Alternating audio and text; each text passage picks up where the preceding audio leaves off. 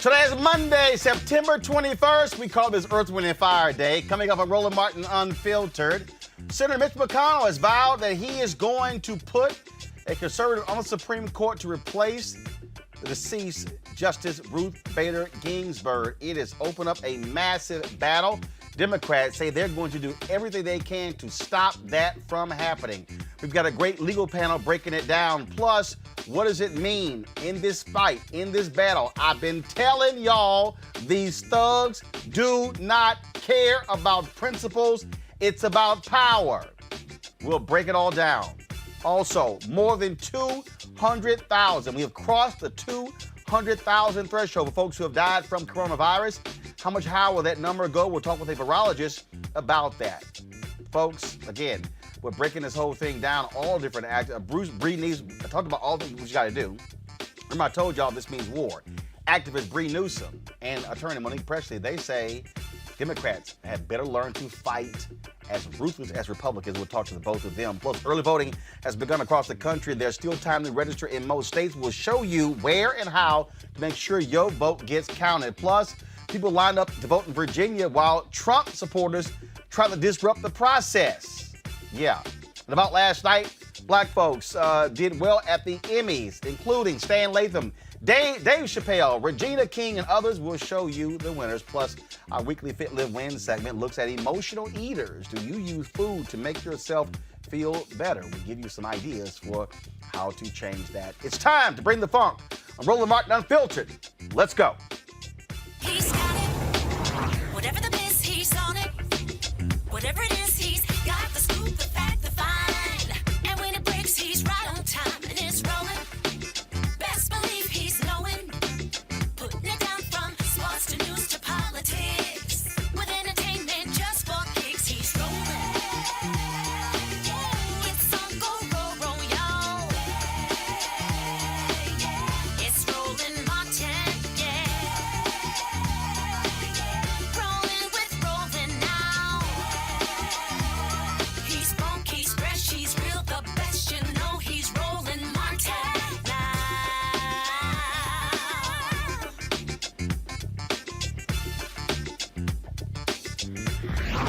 Martin. The death of Justice Ruth Bader Ginsburg on Friday night has opened a massive political fight that will determine the future of this country for the next 40 years. She, of course, died on Friday at the age of 87 from pancreatic cancer. This vacancy, folks, less than 50 days before the election, gives Donald Trump the opportunity to install the third member of the Supreme Court since he has been in the White House. Joe Biden gave a compelling speech yesterday that reflected on the life and legacy of Ruth Bader Ginsburg. He also put emphasis on what's at stake now that she has died. The nation lost a heroine, an icon. They also lost a mother, a grandmother, and a matriarch. It was my great honor when I was in the Senate and chairman of the Judiciary Committee to preside over her confirmation hearings and strongly support her accession to the Supreme Court bench. Justice Ginsburg achieved a standing few justices have or ever will. She became a presence in the lives of so many Americans and a part of our culture. I agree with what others have said, that she did as much to advance the constitutional rights, opportunities, and justice for women as Justice Marshall did for African Americans. Her granddaughter said yesterday, and said publicly, that her dying words were, quote, "My most fervent wish is that I not be replaced until a new president is installed." As a nation, we should heed her final call to us, not as a personal service to her, but as a service to the country, our country, at a crossroads. There's so much at stake. The right to health care, clean air, clean water, the environment, equal pay for equal work, the rights of voters, immigrants, women, workers. And right now, our country faces a choice about whether we will come back from the brink That's what I'd like to talk with you about for a few minutes today. Within an hour of news of her passing, Senate Majority Leader Mitch McConnell said President Trump's nominee to replace Justice Ginsburg will receive a vote in the Senate within an hour of her passing. The exact opposite of what he said when President Obama nominated Merrick Garland to replace Justice Scalia in 2016. At that time, Majority Leader McConnell made up a rule based on the fiction that I somehow believed there should be no nomination to the court in an election year. It's ridiculous. The only rule I've ever followed relating to the Supreme Court nomination was the Constitution's obligation for senators to provide their advice and their consent to a president's judicial nominee. But he created a new rule, the McConnell rule.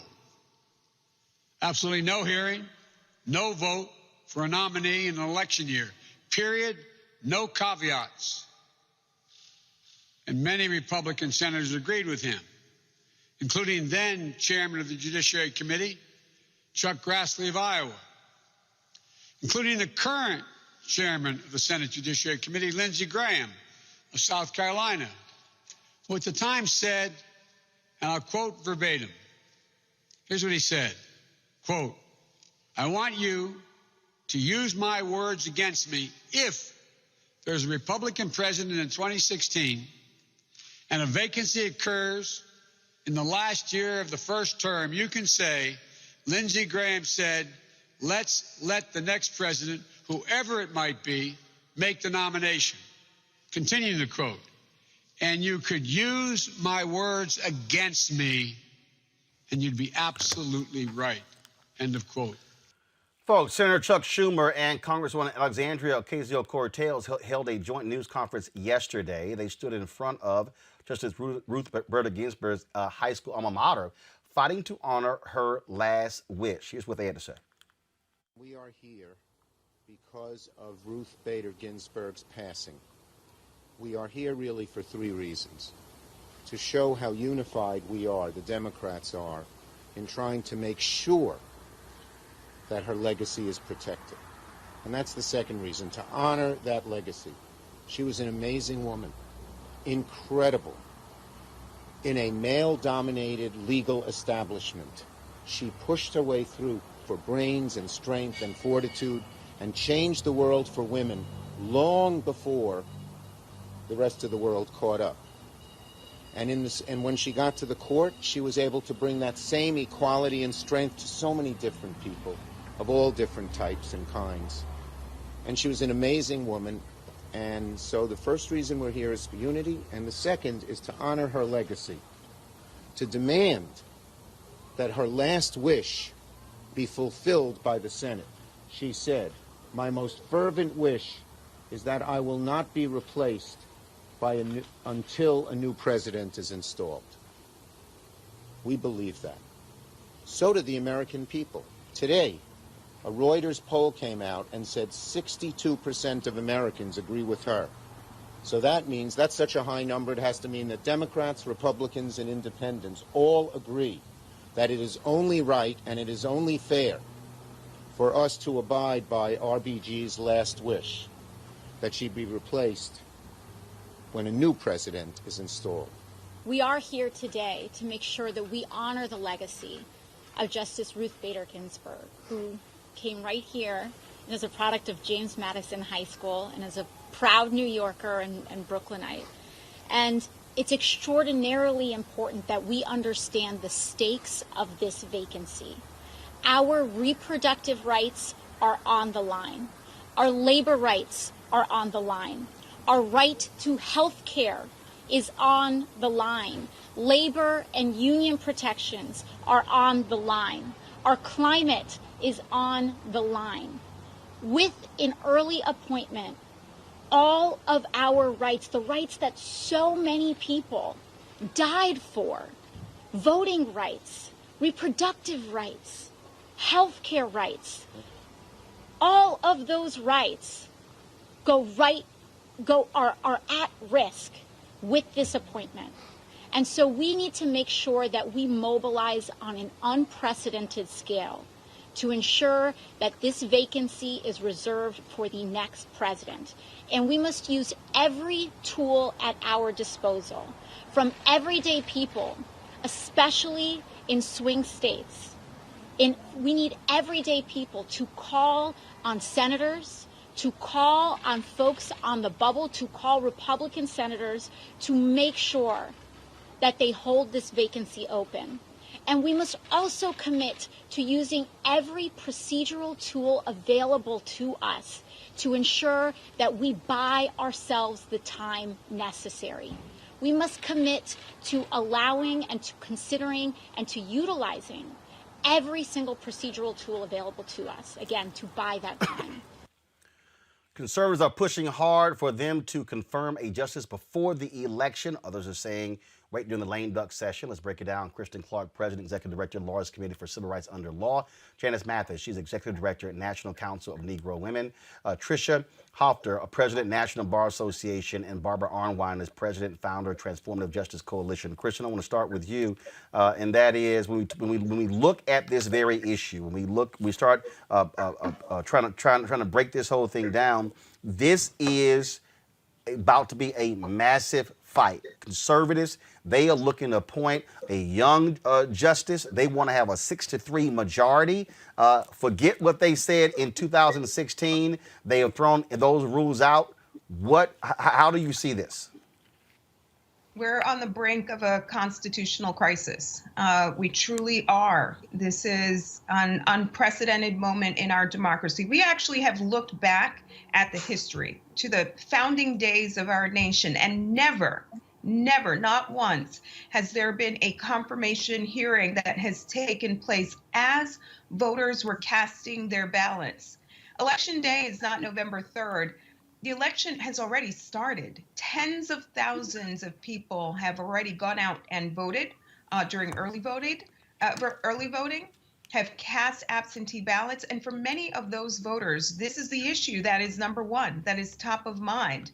Who are the senators who will provide advice and consent on a nomination? Who is the president who should put forth that nomination? So in a way, we're talking about disenfranchising Americans if we were to proceed with this nomination in an active election moment. And I think that AOC is exactly right, that this is a moment where we have to rise up in ways that we've never done before. We need to make the Supreme Court a front and center issue for us as Black people.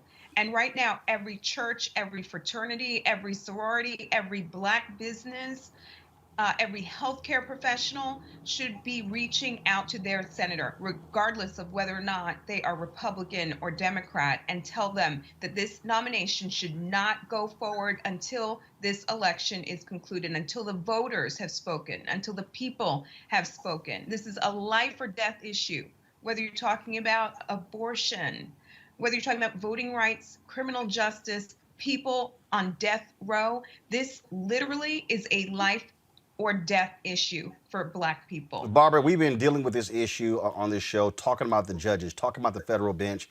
Look, It barely came up during the Democratic National Convention. And I think one of the things, Democrats have not been as focused on the courts as Republicans have been. But if you look at the history of African Americans, when you look at dating back to the Civil Rights Movement, look, that was achieved through the courts, which is why conservatives created these think tanks, the Fearless Society, because they knew if you control the courts, you control the laws. Absolutely. And, Mr. McConnell, during this first Trump administration, has been able to put on the court over almost 200 conservative, unqualified judges. And I want to say to, Kristen makes a wonderful point. We need everybody to be active, but let's be very clear. We don't want anyone nominated or confirmed until after the inauguration in January. After the inauguration in January, not after the election, after the inauguration, because what they're hoping to do is wait for a lame duck session of Congress. And during that lame duck session, they're going to try to, after the election, try to push through a confirmation. We want to make sure that Justice Ginsburg legacy is upheld, that the new justice has the ability to walk in her shoes and to represent the many interests and the theoretical, universal framework of equality that she so wonderfully embraced. This though is all about power. This is about power, Tricia. Republicans have made this perfectly clear. Mitch McConnell hasn't cared about anything except confirming federal judges. They want to be able to control the judiciary for the next 30 to 40 years. I have been saying for the longest, trying to explain to people, they've been very purposeful. That is, they want to appoint judges 35 to 45 years old who they know who are going to serve 40 to 45 or 50 years. That's the strategy. They're clear. They're not hiding it. Absolutely, Roland. Please feel free to call me CK Roland, but absolutely. They have been saying this forever. And I'm a trial lawyer. I'm president of the National Bar, but I'm also a trial lawyer. And I have seen front center the difference in the courts because I have a national practice. And it's unbelievable, if you are a trial lawyer, the difference in the courts that you see now versus 4 years ago. This is deliberate, this is intentional, and it's by design. So we must go to the polls and speak truth to power. We must not allow this quick process of confirming someone. And that's why at the National Bar Association, we've got over 66,000 Black lawyers and African-American lawyers, jurists, judges, law students in this country. So we've already mobilized 10% of them. That would be over 6,000 of them to be in our nonpartisan election protection effort because we've got to protect the right to vote. Justice Ginsburg was all about the right to vote, protecting women's rights, protecting the rights of the least of these. So as African Americans, as women of color, we must stand and fight for her last word, because that's the right thing to do. We don't need to rush through this process. We need to go through the orderly process to vet the candidates, to have our candidates as well. The National Bar Association and other bar associations, we always have candidates that we propose, that we look at. And even if they're candidates that are proposed, we need to vet them as well, because after all, this is the highest judicial appointment of the land. And we will shape this country if we take it lightly. As everyone has all said, all of these issues are at stake, whether it's human rights, civil rights, labor rights, reproductive rights, the right to live freely in this country. So we can't take it lightly, and we must make sure that we call our senators' offices over and over and over again until we make the point of letting them know that we feel that this appointment must wait until after a new president is installed in January, after January, and not a minute before. And we should respect the wishes of our heroine, our hero, who has meant so much to this country, so much to this country. Janice, I've had people tell me, look, I don't care about the top of the ticket. I want to focus on local issues. And I keep trying to explain to them. I said, Florida's a perfect example. Amendment 4, grassroots initiative, took 10 years. They get it on the ballot. Folks work their butts off to get it. They get it passed. The Republican legislature then passes a law saying you got to pay all your fines and penalties before you get your right to vote. They sue the state. It goes to federal court. The 11th Circuit they vote in favor of the Florida Republican legislature. And I keep trying to explain to people, this is what I'm trying to tell y'all. You can have federal judges who are impacting local issues. And so you can't act as if who's the president has no bearing on the local issues, because the president picks the judges, the Senate confirms the judges, and so who is control of the Senate and the White House can determine what local laws are passed in your particular city, county, or state. You're absolutely right, Roland.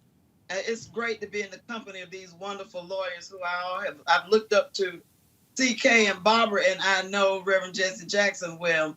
And we've heard him say many times, you live but you live under the law. And there are no narrow Supreme Court decisions, and federal courts have awesome amount of power. But it's almost like we're trying to be distracted. The solution to whether we honor Ruth Bader Ginsburg or whether we retake the Senate, both those paths go through the ballot box. If you care about voting rights, if you care about the environment and doing something about these fires on the West Coast, if you care about the Affordable Care Act, if you care about the right to organize, all of those rights and privileges of citizenship get regulated to one degree or another. Even education get regulated to one degree or another by a federal judicial system because there are federal statutes to be interpreted and federal laws to be enforced. So I would just agree the path is through the ballot box. But I want to challenge listeners who may be from my part of the United States down in the South. You've got Lindsey Graham and you've got Mitch McConnell. And at some point you must ask yourself, why are we so poorly represented? These men have awesome power in the federal legislature, but yet our states consistently lag in education and healthcare and infant mortality and maternal health care. Why are we always at the bottom? Are they too much focused on keeping artificial majorities that they can't represent the people that they're elected to serve?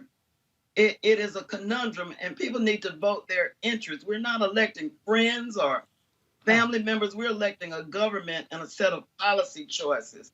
And that's what we've got to keep foremost in our minds, to my point of view. Kristen, the thing that jumps out, you talked about those issues, and again, a lot of folks who are on the left keep talking about Roe v. Wade. That is not the only issue we're talking about.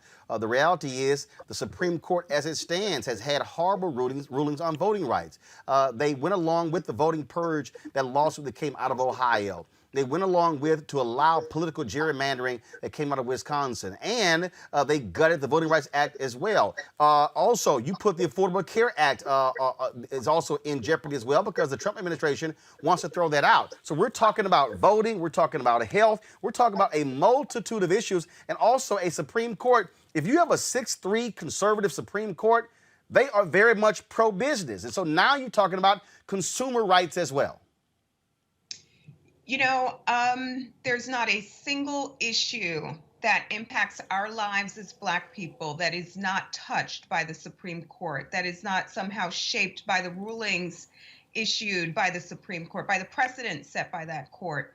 And, it's very remarkable. Over 200 judges installed by Trump in 3.5 years. Some of those nominees were unwilling to recognize Brown versus Board of Education as sacrosanct precedent that they would uphold. Some of those judges had clear records demonstrating hostility when it comes to civil rights and racial justice issues. We should expect more of the same if this president were to get an opportunity to fill that seat. We have to resist that with every ounce of our beings.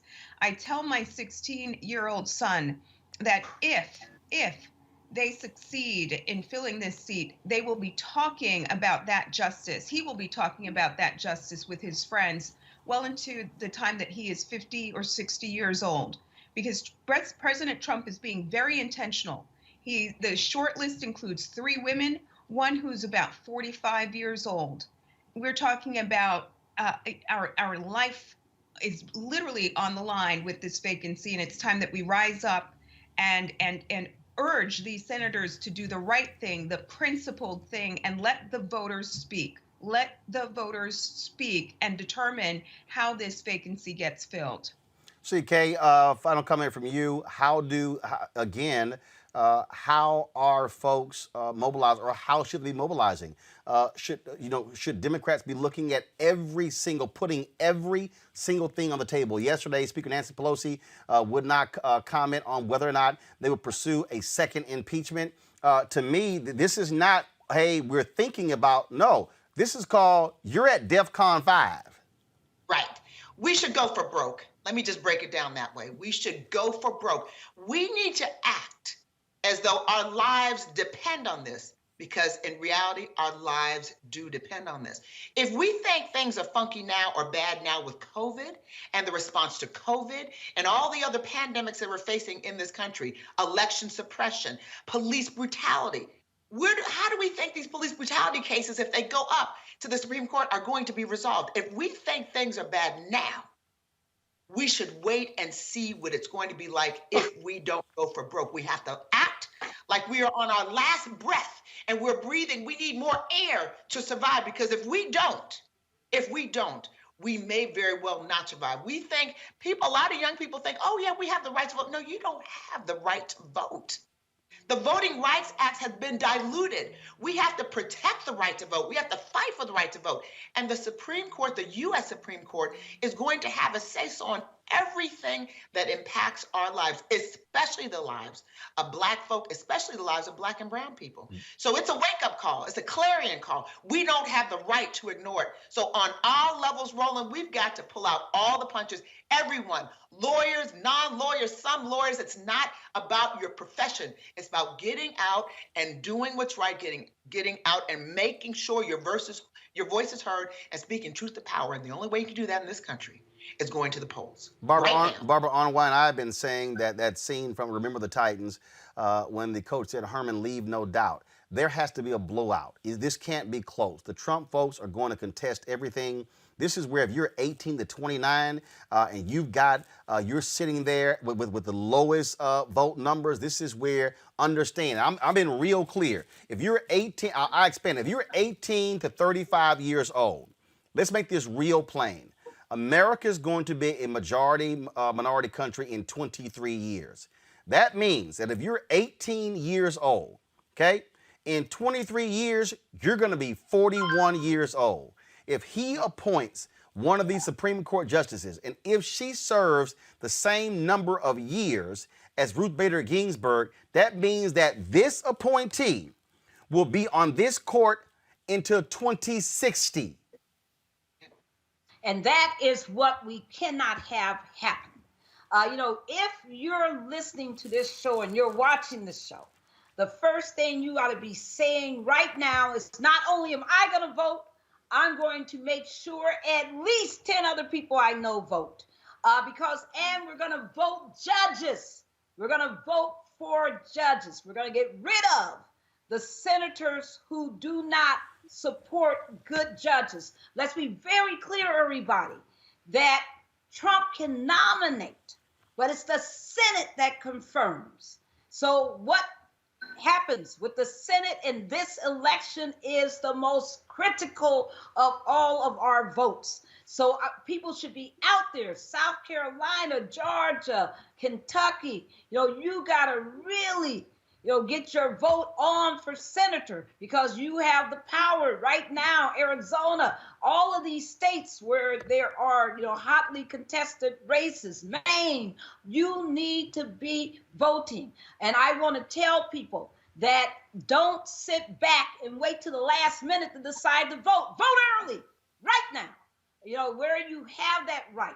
If you're going to do it by vote by mail, make sure you do it correctly. 6% of all Black ballots are being discarded in North Carolina because people need to follow those instructions. They need assistance. That's why we're going to have CK? We're going to have 3,000 to 5,000 Black lawyers out there helping with election protection, because we know that our vote is determinative. Remember that in April of this year, the most important decision that came down from this court was RNC versus DNC.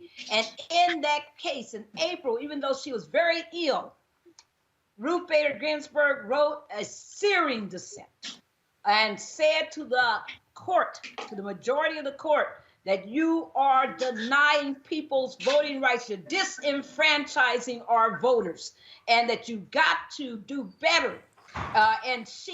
So we need that voice. We need that fight, because if they take away our voting rights, it's going to be an impossible world to live in here in the United States. We have to vote, people. Vote with everything you got.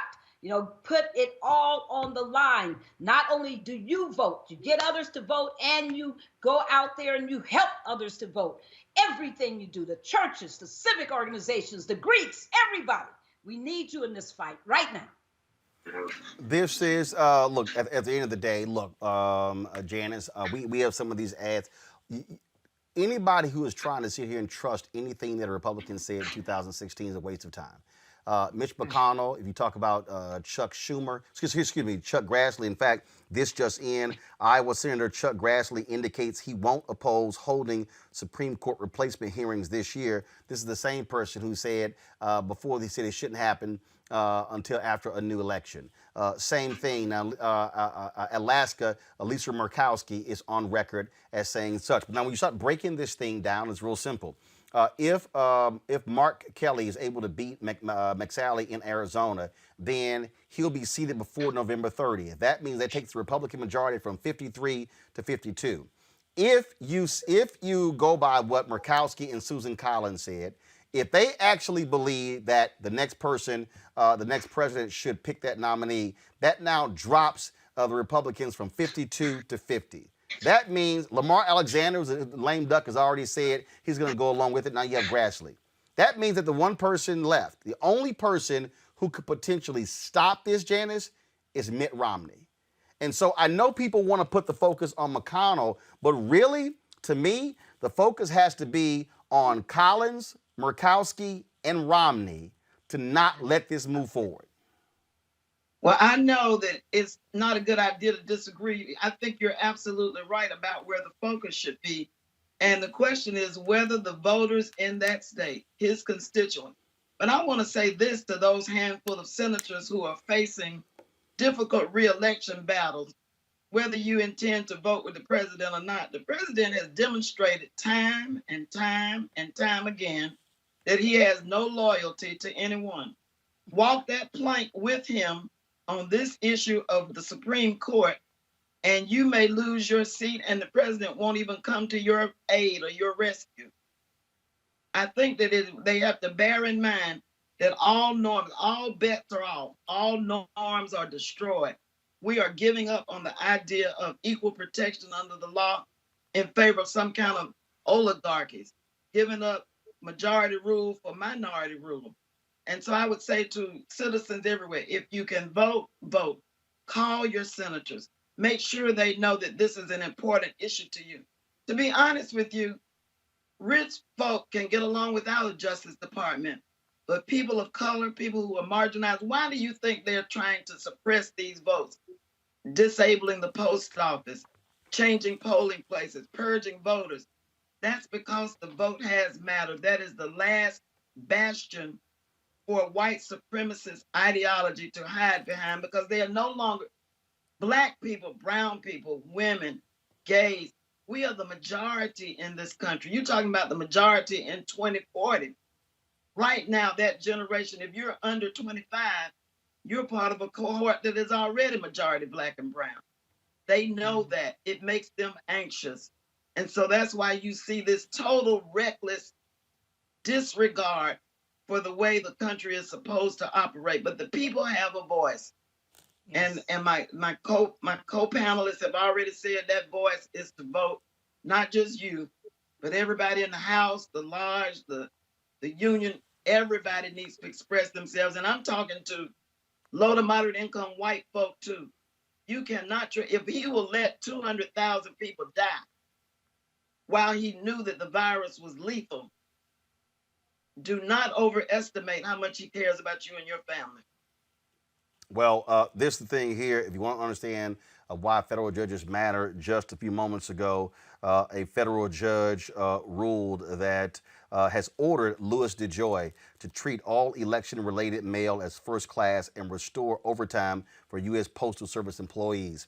I keep telling people, that's why federal judges matter. So don't act like, so for all those people who I called out, and I'm going to be real clear, who were full of shit in 2016, who said Trump and Hillary were the same, yeah, this is an example of what I was talking about, okay? Because I said it then, the judges that Hillary Clinton would have appointed were not going to be the same judges Donald Trump would appoint.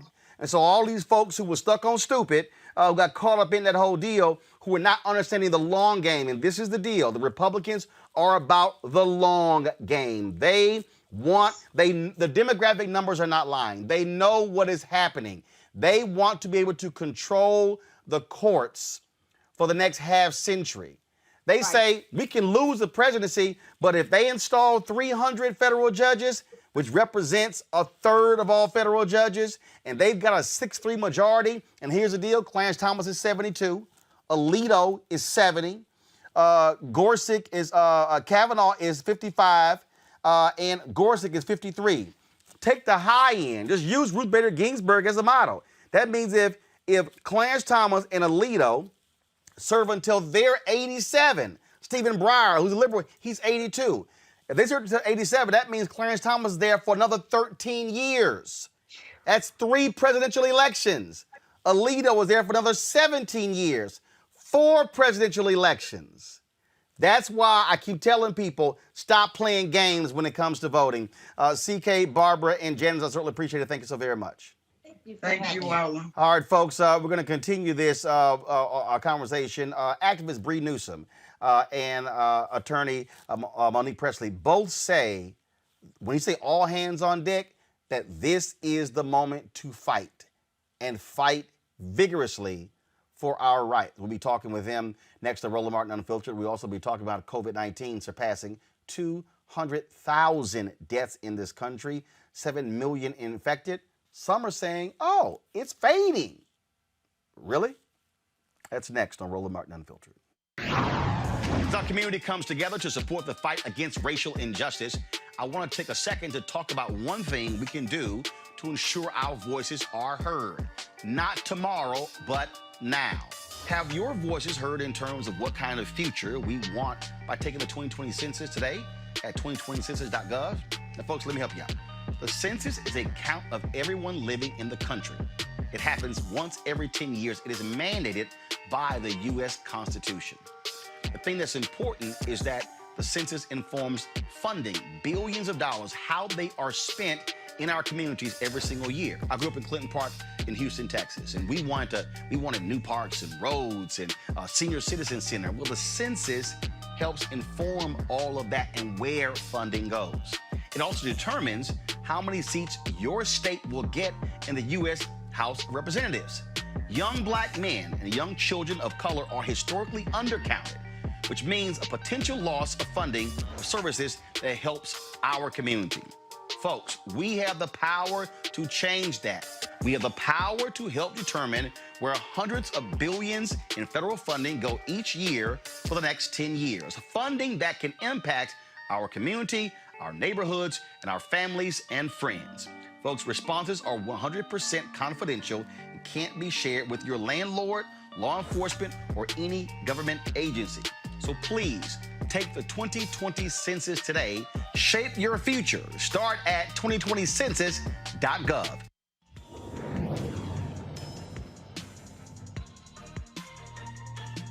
Have a lot of pain in this country. Trump can show up and say anything, and they can just go, oh, yeah. And the African-American community was great to us. They didn't vote. You know, he just called you stupid. Did you hear that? But he's for us. Really? And they were just regurgitating the things that they had heard on a radio or in the barbershop or something that somebody had told them. They hadn't thought about it. Democracy is in danger because people don't know how to think. I'm done with trying to convince people to try to vote for their, for their life. You have to run for your life. I'm gonna go try to get people who are open to it and lead them. I'm done with hope.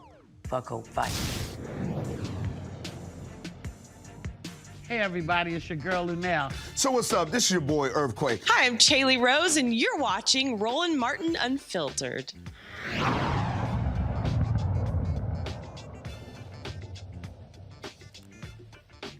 Folks, 42 days until Election Day, but the reality is we've already started voting. Early voting has also been taking place in various states as well. Ballots have gone out 2 weeks ago in North Carolina. We want you to please go to vote.org. I cannot implore you enough. I've had multiple people send me text messages and emails as well stating that they thought they were registered until they checked, and now they realize that they have been purged. And so please go to vote.org to check that first. If you have not registered, the deadlines are coming up. You must get registered, folks. This is huge. I'm telling you, you do not want to be waiting. Here are the deadlines. 28 days before November 3rd, Alaska, Arizona, Arkansas, Florida, Georgia, Indiana, Kentucky, Louisiana, Mississippi, New Mexico, Ohio, Rhode Island, South Carolina, Tennessee, and Texas. 20 to 27 days before the election. Delaware, Kansas, Massachusetts, Missouri, New Jersey, New York, North Carolina, Oklahoma, Oregon, Virginia, West Virginia. 15 days before the election, Alabama, Nebraska, Pennsylvania, South Dakota. Folks, that is look, we can sit here and talk all day. We can sit here and say, well, hopefully Murkowski, hopefully Romney, hopefully Susan Collins will do the right thing. When you put your trust in them, you got problems. Let's go to my panel. Gary Chambers, Jr., publisher of the Rouge Collection. Dr. Avis Jones, DeBeaver, political analyst. Mustafa Santiago Ali, PhD and former senior advisor for environmental justice with the EPA. This, Avis, and again, I have been ringing the alarm and yelling and screaming and been doing this since the moment Trump got elected. All of these damn people out here who was saying that bullshit in 2016, leave the top of the ticket open. Hey, Trump and Hillary, they're the same. They're no different. Guess what? I said it then. I don't care what you had to say about Hillary Clinton and super predators and her emails. She was not going to appoint the same type of judges as Donald Trump. And now we know, Bill Clinton has already said it, Ruth Bader Ginsburg was hoping Hillary was going to win and she can get replaced by Hillary Rodham Clinton. That didn't happen. Trump won. Some Obama folks were trying to get her to retire in 2015, saying, hey, don't chance it. She chose not to. Now we're at this juncture here, and look, it comes down to, look, the only way you can really impact Collins, Murkowski, and Romney's if you've got a massive blowout in November where they say, hey, this is going to be grossly unfair to the American people for us to do this in a lame duck session. Otherwise, McConnell is going to push this through, and they're going to have a 6-3 advantage on the Supreme Court. Yeah, this is the doomsday scenario that we're facing right now. And I completely agree with you. I am still furious. Call me petty, but I'm just going to have to be petty, okay? I am still furious with people who oftentimes, people who have huge platforms. The lack of responsibility that they showed in 2016 is absolutely astounding. And the only thing that's worse than the lack of responsibility they showed by spreading misinformation and potentially influencing God knows how many people to not take advantage of the right that their forefathers fought and died for, and ultimately find ourselves at the place that we're here now, on the verge of losing the Supreme Court for a good 40 years, on top of Black people being twice as likely to die of coronavirus than white folks, and on and on and on and on. The only thing that makes me even more mad than that is the cowardice that we're seeing now by those same people for not even being able to admit that they were wrong, and then to encourage other people today to not make the same mistakes that they made in 2016. You know, none of us are perfect. All of us make mistakes, but adults can admit to their mistakes. And then they learn from their mistakes. And then they share what they've learned with other people so that we don't make the same mistake over again. But by sitting here in 2020 and acting like 2016 never happened, acting like they never said what they said, and allowing other people and not saying anything when we have a new cohort of ridiculousness in this era, telling people basically to do the same thing that they told people to do in 2016, and then not to say anything about that is unforgivable. We need to understand what's on the ballot right now, what's at stake right now. We are facing a situation where it's not only going to impact our lives, this is going to impact our grandchildren's lives.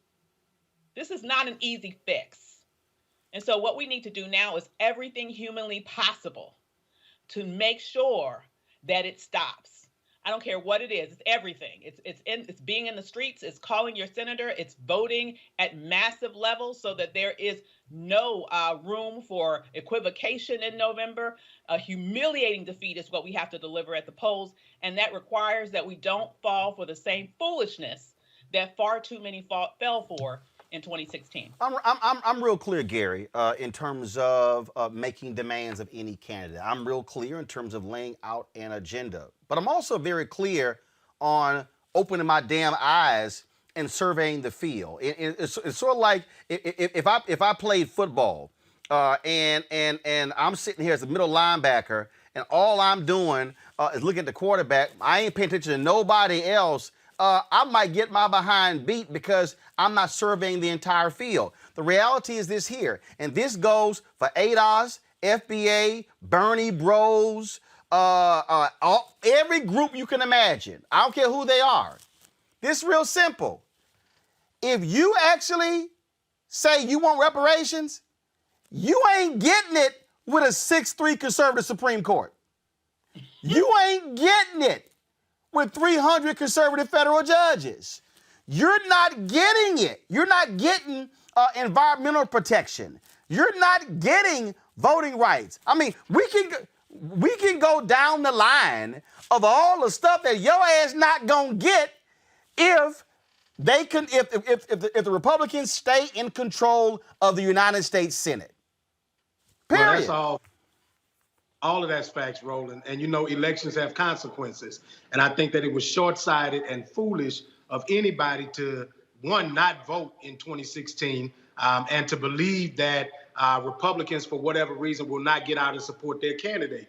You know, I concur with the sister. I think it's foolish. And as somebody that's 35, right, in that age demographic where my generation is not as active in voting, you know, many of them don't want to hear, you know, the age-old things about who sacrificed. But the real deal is you are screwing yourself by not voting, right? Because when you talk about all that's at stake, when you talk about the future of education for your children, when you talk about the future of healthcare in your community, when you talk about your ability to vote, right, if you so choose to, when you become a property owner, start paying some taxes on some property, right? And then your concerns are on the ballot, I think people will then take this more seriously. But when you look at what happens, the courts are where major decisions are made.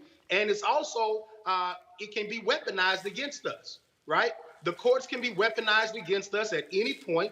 And conservative justices who believe that the Black Lives Matter movement is Marxist and all of these different things like that, they will take that ideology to the bench and they will use it against us. And so for those of you who want to be able to peacefully, freely protest when the government has done something against your will, for those of you who want to marry whomever you love, for those of you who want to be able to have civil rights protections, to live where you want to live without being discriminated against, this is where it happens at. It happens at the bench. And so if there was anything for us to be concerned about as young Black people, it is how do we stabilize this thing by showing up? And leaving this to the older generation is how we got here. If you're not satisfied with the nominees at hand, the primary process is where we do that part, okay? We have gone past that, we lick our wounds and we move on. The bigger question for me is, are we gonna be mad at ourselves because we didn't go vote right now, or are we going to strategize and do the work over the next 4 years to ensure that we have a candidate of our choosing? It's not about, like you said, Roland, this is the long game. And so if we're going to play the long game, we got to be dedicated, we got to be organized, and we got to strategize for the long game. And you don't just pick your toys up and go home because you didn't win in the primary. We got work to do. Mustafa, I had a young brother text me over the weekend, tweet me over the weekend. He said, see, y'all older folks, y'all the reason why this happened. I said, bro, let me be real clear with you. I said, I'm 51. I'll be 52 in November. I said, you're in your 20s. I said the likelihood of me hitting 90 is rare. Not many people hit 90. Let's just be real clear. I said, your ass gonna be 60. I said, so you might want to invest in this thing to sit. I said, it sounds dumb and I'm sorry, it sounds dumb for anybody 18 to 35 to say, well, y'all need to pick better people for me. No, your ass need to be picking people for you. Everybody got a role in this. And so for all these folks, Mustafa, who you talk to, who care about the environment, I'm like, yo, you better understand what's here. Donald Trump has put in significant anti-environmental people who don't care about drilling in offshore. They don't care about drilling in natural parks. These folks want to rape the earth in order to make another buck. Yeah, without a doubt. You know, what we are talking about is the infrastructure in our communities. We're talking about the infrastructure in our country as well. And when you don't get engaged in this process, you're just giving away the opportunity for you to actually make real change. I don't because I work with all kinds of young people across the country. I don't let folks get away with talking about, well, older folks made the decision or older folks need to make the decisions. I'm like, if you don't see somebody who represents what you believe in, my first question to you is, why didn't you run?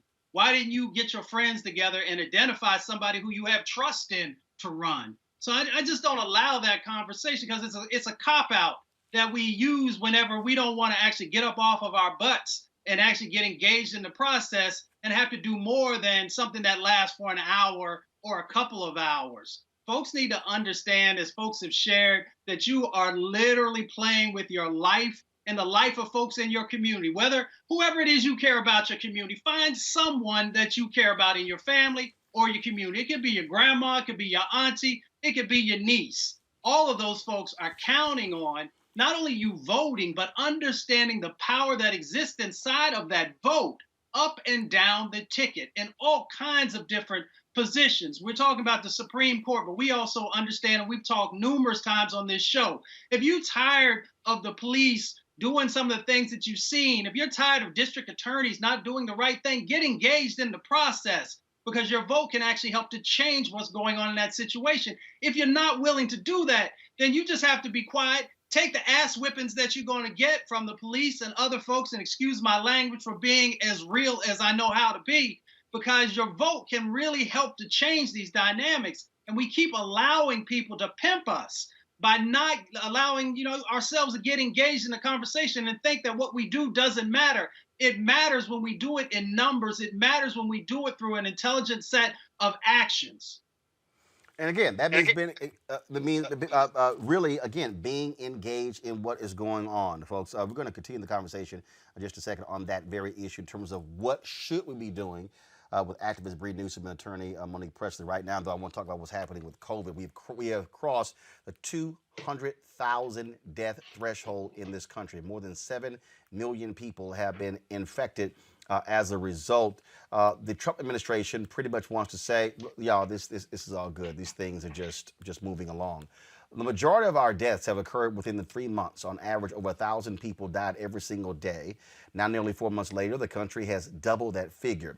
As of Sunday evening, again, the official death toll has surpassed 200,000, the highest death toll in the world. Some experts think the numbers could double before the end of the year, bringing the death toll up to 600,000. Joining us right now is virologist Dr. Cindy Duke.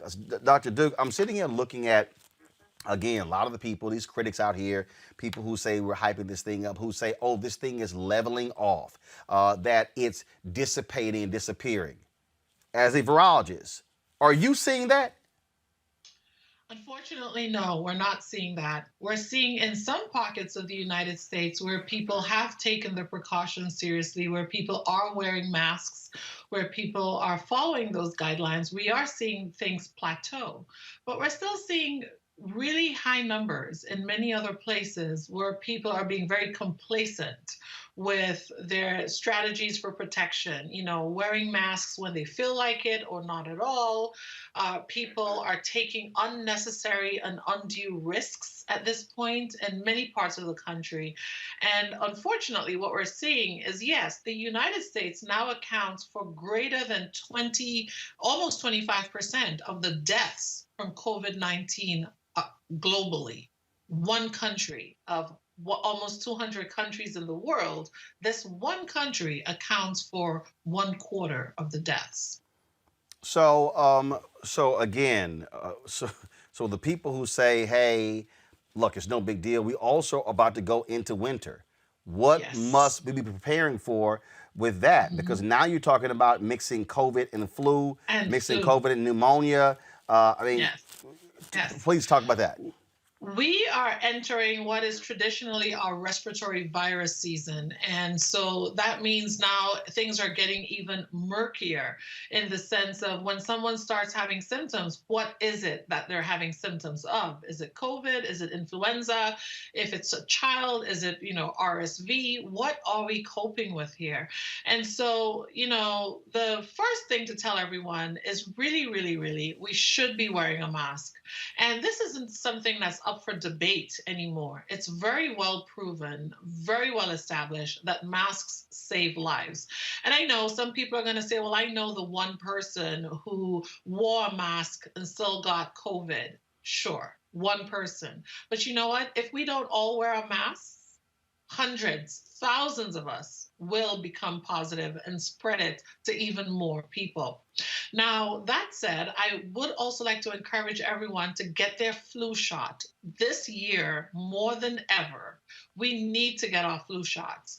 The big issue about, flu season coming and why everyone's so worried, particularly healthcare providers like myself, is our hospitals are still overwhelmed with COVID-19 and all the other things that people go to the hospital for. With flu season comes a surge and a need for the same resources that COVID-19 patients also have to use at the hospitals. And so the fewer people who have the flu who end up sick and need to go to the hospital, the better. And so it's really important that everyone out there take these steps and take it seriously, right? And in the communities of color across the nation, it's especially important that we have our children vaccinated, that our teenagers are vaccinated, our elderly are vaccinated.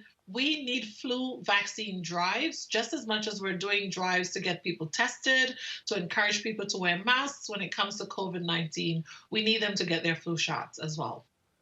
All right, then. Well, Dr. Cindy Duke, look, we certainly hope people take that advice. Take this thing seriously. It is still real. We want them to understand that. So we certainly appreciate it. Thanks a lot.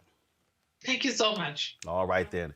Folks, how hard do we fight? And what must we do? We'll talk about that next with activist Bree Newsom, attorney Monique Presley, as well as our panel, right here on Roland Martin Unfiltered.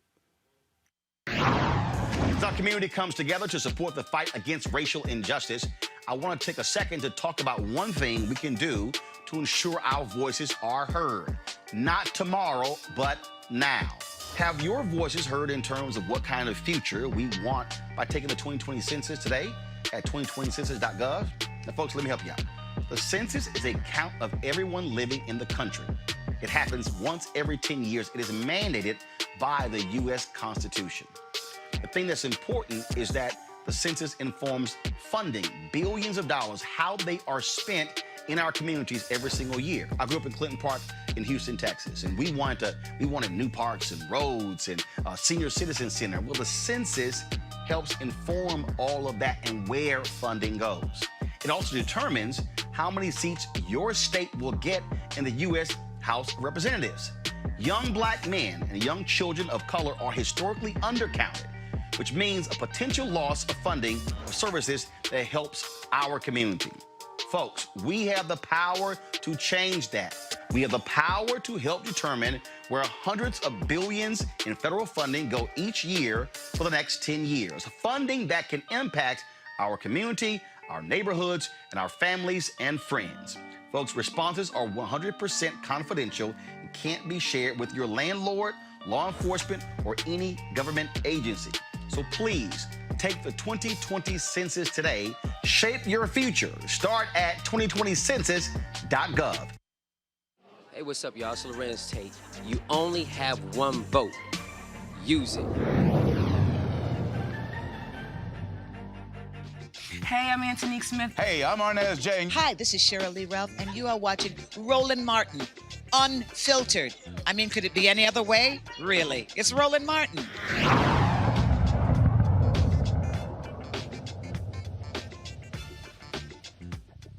Folks, we talk about the campaigns and voting. Obviously, the candidates want to reach you on a variety of issues. This here, we showed this earlier, this is one of the ads that Joe Biden campaign has dropped when it comes to appealing to African-American men specifically. I'm Joe Biden, and I approve this message. When it comes to criminal justice reform, history has not been on our side. I feel as though the nation has become desensitized to these things, but Black people have not. It's true pain, it's real loss when people die.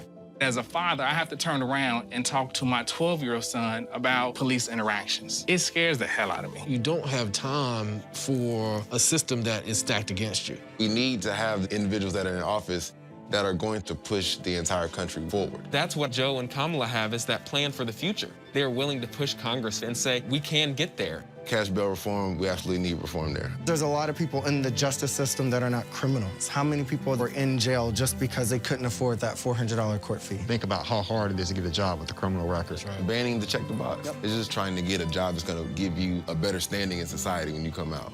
Joe and Kamala uniquely understand. Those are the things I do trust them with. They are the candidates who lead us to that future. Those are some of the issues raised in there. Talk about how people respond.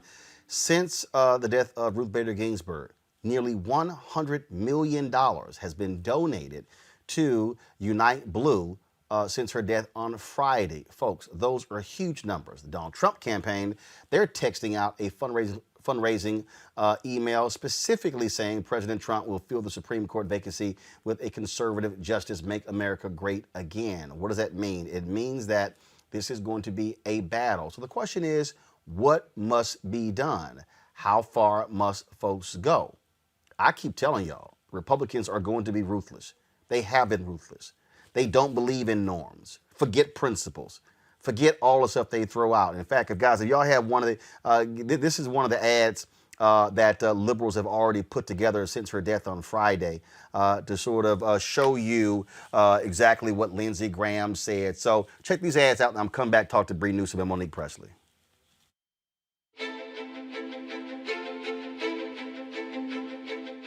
I want you to use my words against me.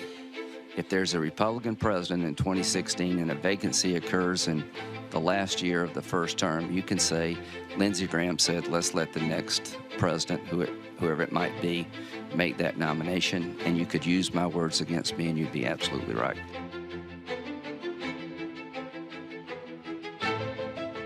The next president, whoever that may be, is going to be the person who chooses the next Supreme Court justice. I believe the next Supreme Court justice ought to be chosen by the American people through the election of the next president. This is about principle, not the person the president has nominated.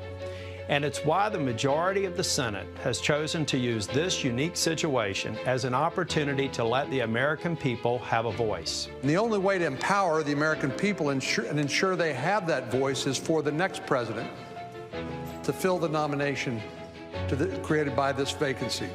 The confirmation of a lifetime appointee to our nation's highest court is far too important to become entangled in the partisan wrangling during a presidential election year. There is a long tradition that you don't do this in an election year. And what this means, Chuck, is we ought to make the 2016 election a referendum on the Supreme Court. The American people need a chance to weigh in on this issue, on who will fill that seat. They'll have that chance this November, and they ought to have that chance. The people deserve to be heard, and they should be allowed to decide through their vote for the next president the type of person that should be on the Supreme Court. You can't have one rule for Democrat presidents and another rule for Republican presidents. If an opening comes in the last year of President Trump's term and the primary process is started, we'll wait till the next election. And I've got a pretty good chance of being the judiciary. You're on the record. Yeah. All right. Hold the tape.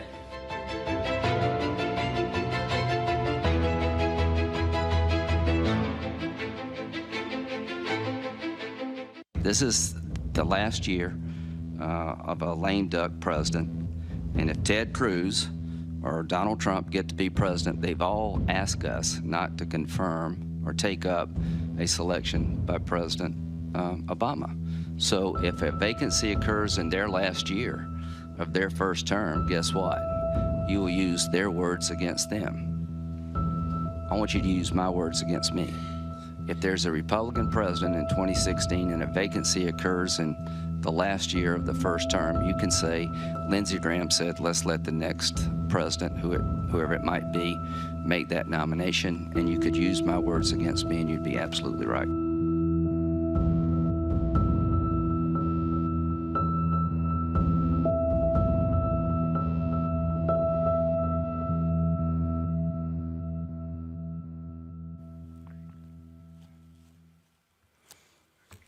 Here's the reality, Bree Newsom. None of that stuff means anything. Lindsey Graham has already said, oh, because of how the Democrats treated Brett Kavanaugh, we're moving forward. But those comments he made sitting next to Jeffrey Goldberg with The Atlantic took place after the Kavanaugh hearings. I'm like, y'all, you can run all the ads you want to. You cannot trust them. And again, when Michelle Obama said, when they go low, we go high, I'm like, no, hell no. You got to sit here and get nasty with these people and use everything you've got.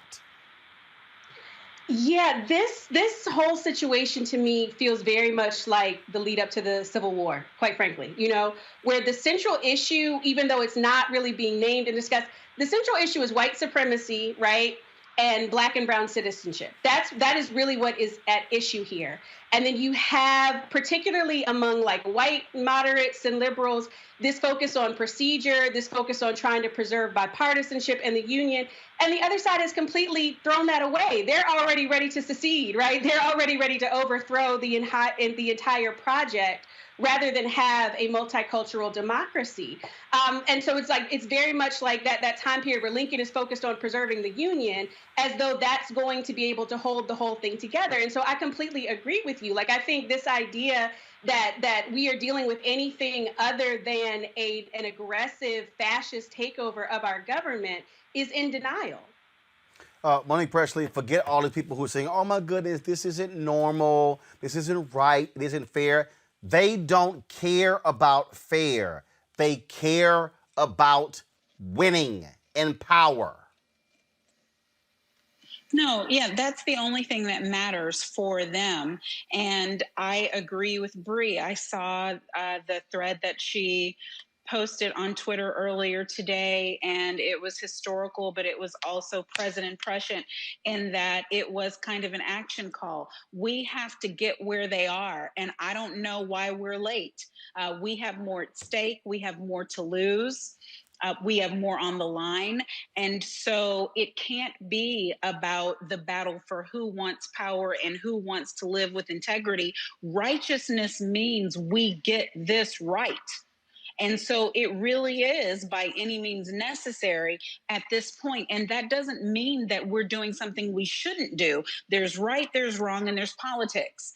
If you can't play in the political lane, then you have missed the entire thing. So I need the people who are supposed to be leading us, who we have elected to office, to do their jobs as politicians who've been there for 10, 20, 30, 40 years and get this done for Black and brown women, for people who are poverty stricken, for people who will be the most affected if the Supreme Court ends up being a 6-3 in favor of conservatives. Bree Newsom, you tweeted this here. The liberals and moderates making arguments about what constitutes proper and normal procedure because they think that's the number one concern in the midst of a fascist coup and genocide are the ones who will get us all killed.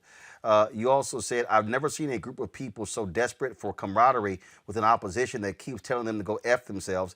When do you ever see Trump and Republicans talking at length about a need for bipartisanship or longing for such? It's real simple, Bree. Republicans only yell about bipartisanship when they're in the minority. And when they get in the majority, they rule. And so what should be the posture, Bree, of Black folks? Look, it's 44 days to the election. We're trying to get people registered. You've now got the governor of Florida saying he's going to put forth a bill that if any property is damaged during the protest, not make that criminal. You've got folks in Tennessee passing a law that says, oh, if you out there protesting and you do something we don't like, we're going to strip your right to vote. That's what these folks are about. Yeah, I mean, we have to do everything we can. And I think that the issue really has never been what Black people do. Like there's this constant effort to try to frame it as though, you know, white supremacy persists because of some failure on Black people to turn out to vote. We are jumping through hoops. We are doing everything that we possibly can, and that's what we need to do, and we need to do more of that. But we also have to do exactly what Ms. Presley was talking about. We have to be on these folks who are in elected office. Like the lip service that they are paying right now is not enough. And I mean that very literally. When I say they will get us all killed, I mean that. Like, I am referencing history in terms of like how this has gone in the past. Fascists do not care about procedure, and the whole way that they come to power is by plowing over norms while everybody else acts like things are normal. So like this whole conversation that people are having about, you know, well, should we add more justices to the court? Well, no, we can't do that. I mean, that is so disconnected from the reality of where we are. And for people to be having those kind of procedural debates while people's lives are on the line, while people are already being killed, and we know there's going to be an escalation after that, is completely unacceptable. And we can't just keep offering up our votes. We know that the Democrats cannot get elected without us. They have to do more than lip service in this moment, or else they will render themselves completely null and void, completely irrelevant as a political party. The thing, Monique, again, when we talk about how we move forward, and that is the posture of Democrats has to be just as vigorous and tough as you're hearing from Republicans. Already, Senator Cory Gardner, who was in that video from 2016, he's now saying, let's move forward. He's in a very tight battle with John Hickenlooper. So, look, he thinks this is going to help him with conservatives. It's going to hurt him with independents. And here's the deal. Even if Republicans lose the Senate majority on November 3rd, they still going to have power through the lame duck session. And so, Monique, what should be our position moving forward? What should folks be doing? All right. So look, I want to make an important distinction here, Roland. We are not answering their ugly for ugly. We're not answering their low for low. The GOP, for the past however many years, some would argue decades, have stepped outside of the rules, outside of the norms, have broken every single constitutional rule of law, policy norm that we know of in order to grab power. We are not doing the same thing. It's not that we are returning fire for fire. What this is, which I know you will understand, is war. It's when a faction shows itself as enemy to your nation state, shows itself as an enemy to everything that you hold inviolate. They're violating those things. And so then your righteous response is to snuff them. That's the only thing that you can do. The only thing that you can do is snuff them out. I don't know if y'all lost me or not. The only thing you can do then is respond by canceling and annihilating the threat. It's not they did this, so we do that. So directly to your point, it's not we march and or we protest and or we make it to the backdoor meetings and or we vote in high numbers and or we have to do all of those things. We've got to call Gardner, Collins, McSally, you name it. I'm not giving up on Lamar Alexander, even though he said something, whatever. We put all the pressure there and we turn out in high numbers. And hey, maybe we explain to Donald Trump with programs such as this. Right now, dude, you're a punk. I mean, Mitch is running the show. He doesn't care if you get elected or not. Do you know that? He only wants his Supreme Court justice. That's all he wants. You can go down the tubes. Is that really the way that you want to end your presidency? You got what Mitch wanted and then you had to say bye-bye. Maybe you want to wait, President Trump, and campaign on this for a minute and see if it can get you reelected instead of letting Mitch have everything that he wants. I mean, that's just me. That's what I'm saying. Maybe people will join. I'm going to pull in our panel here.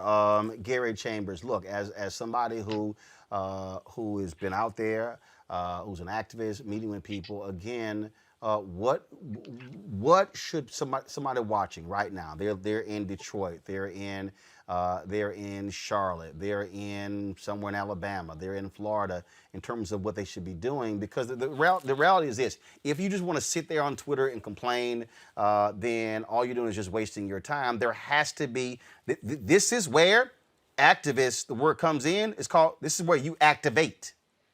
Yeah. Well, yeah. I think it's really clear. We need to start showing up at folks' houses if it's necessary, right? You need to make them as uncomfortable as possible up until Election Day. We need to vote them out of office. You got Lindsey Graham, there's Jamie Harrison on the ballot. Every black person in South Carolina needs to be doing everything they can to ensure that Jamie Harrison becomes the next United States Senator for South Carolina. Make our votes count, but make them uncomfortable at the same time, too. If they are in a restaurant, if they are at a rally, you need to be in their faces. They need to see you. They need to know that you are there. They need to know that you give a damn, and they need to know that you will not be quiet while they rob this democracy of the due process that it's supposed to have. And that is righteous indignation. And when you have the right side of history on your side, you stand up and you do so without hesitation. And so I think that we need to be making folks uncomfortable. I think that we need to be dogmatic about it. I think we need to be talking to their underlings who are state representatives and state House members and city council members and telling them that you need, when you go into those Republican meetings, you need to let them know that you're going to cost me this election if you do this. You need to let them know that not just the presidential election, not just the U.S. Senate elections in your states, but down ballot, your congressional races. You need to make it uncomfortable for members of Congress so that they roll over to the Senate and say, look, you're going to cost us the majority or the ability to gain more seats in this House. You need to talk to people who are on city councils and say, you're going to lose your council seat if you're not having conversations with your senators to tell them that this is unacceptable.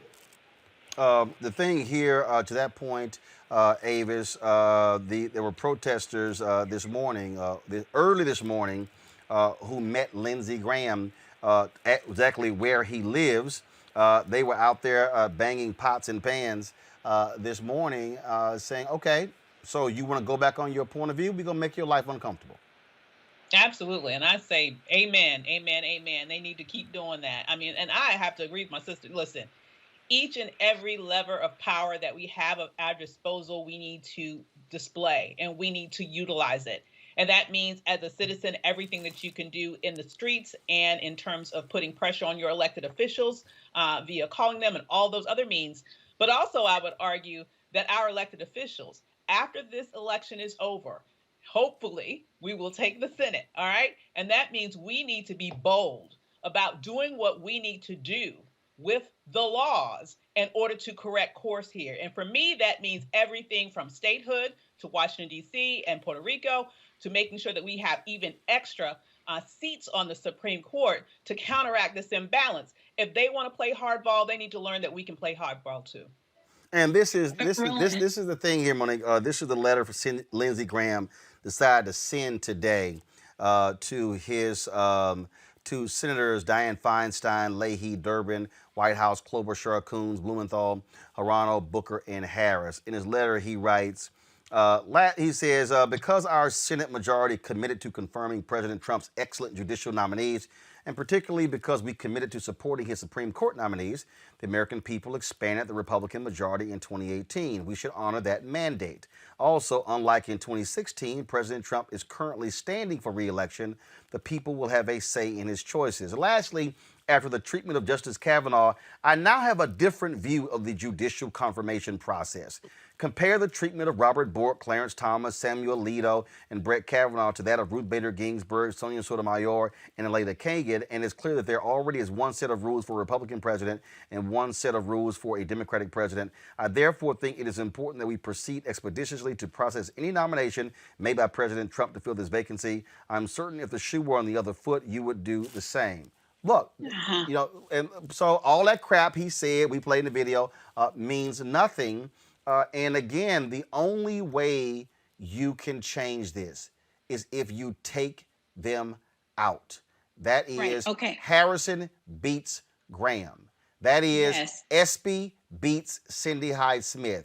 That is, these idiotic, dumbass Democrats in Georgia need to drop out the damn race so Raphael Warnock can actually be in the top 2 running against Kelly Loeffler to be in the runoff, as opposed to her coming in first and Representative Doug Collins coming in second and locking them out. That means Cunningham beats Tillis in North Carolina. That means Kelly beats McSally in Arizona. That means Susan Collins goes down in Maine. Ernst goes down in Iowa. It has to be a resounding defeat, not close.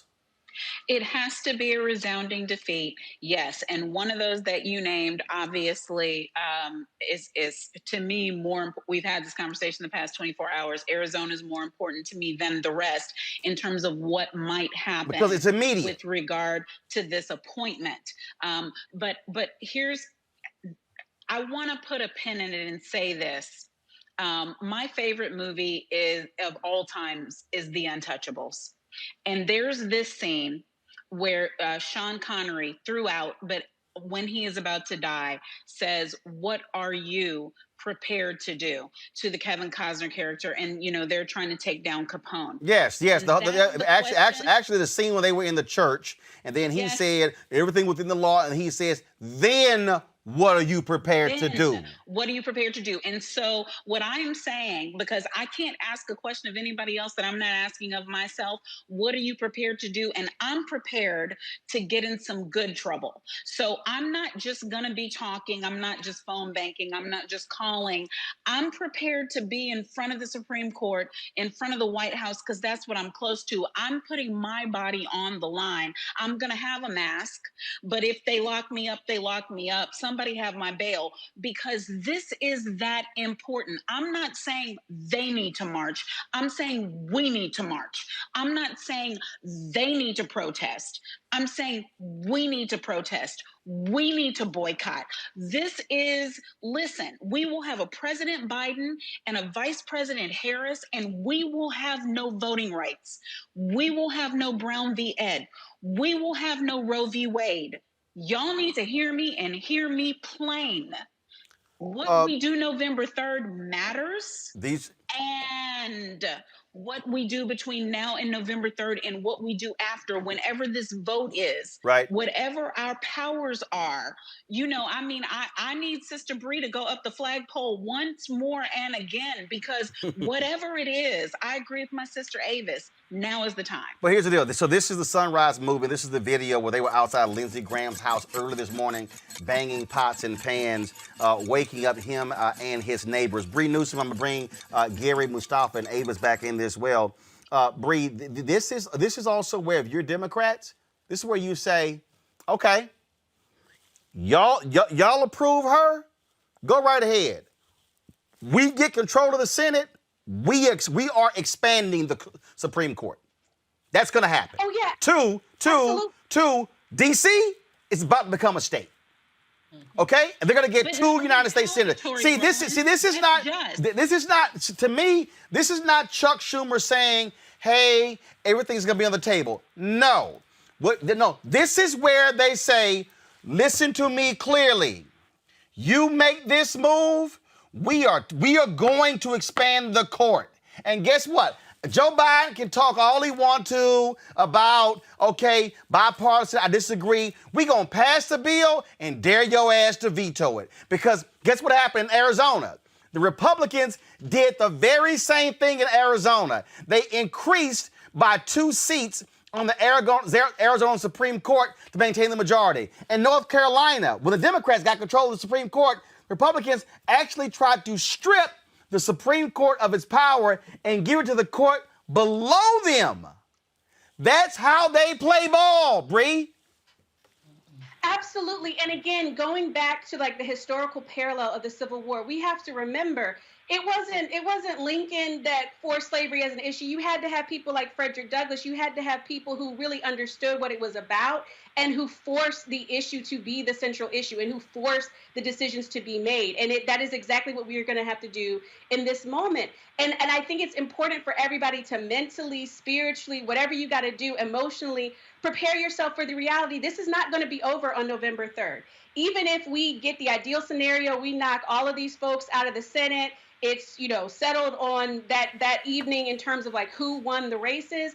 We already know what these folks are capable of in the opposition. Again, this is a country that has fought a civil war over the issue of keeping us enslaved. This is a country where just 50 years ago, we had a prolonged fight to gain the civil rights that we have. And this is a country where they have been spending the past decade or so more than the past decade or so, trying to undo all of that. They are not just going to simply pack up their things and go home. So we have to be prepared to do all of those things. And we have to be prepared, exactly like you said, to push the agenda. It doesn't matter what the white moderates decide they're going to do. I mean, they are so focused on trying to maintain this mythical bipartisanship that does not exist with Republicans. They're more focused on that than the issue of making sure that we aren't killed, and then the issue of making sure that we have voting rights and all these other things. So we have to be prepared as Black people, as brown people, to advance this agenda and to exercise every lever of power that we have. And this right here,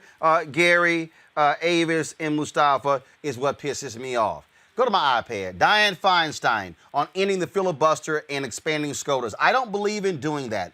I think the filibuster serves a purpose. It is not often used. It is often less used now than when I first came, and I think it's part of the Senate that differentiates itself. And this person here posted a chart that shows, here's the points right here. This is the arrow where, Gary, when she got to the Senate. That's how much closer was being used.